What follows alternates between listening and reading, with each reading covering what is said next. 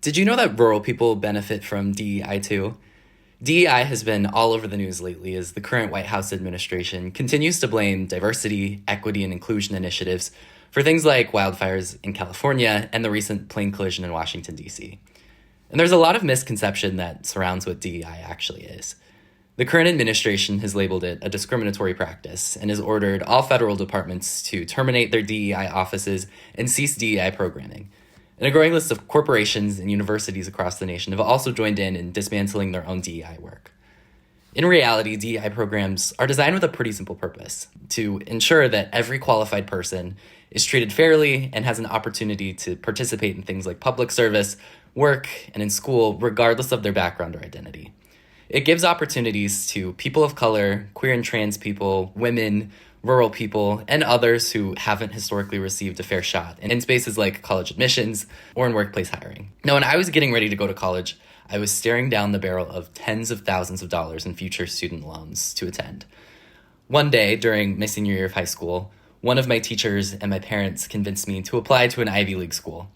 Now, I grew up on a small family cattle ranch and went to a small rural high school, so I wasn't really sure that I was qualified to apply to a school like this. I worked hard in school, but my school didn't offer things like AP classes.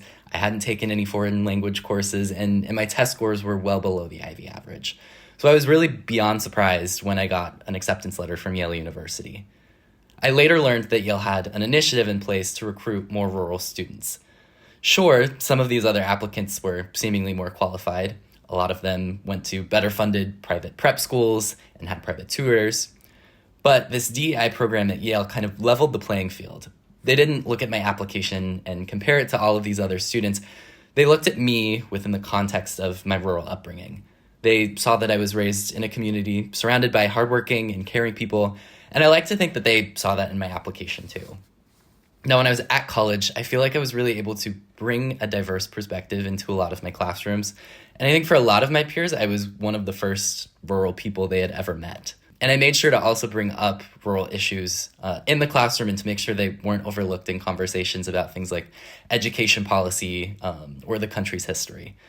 So when DEI gets politicized, it's kind of just another tactic used by people in power to keep rural and other marginalized people in a lower social status and to keep us at odds with each other. Truly, at the end of the day, DEI was not created just to help a select group of people in the country. It was meant to help us all. Keep it rural.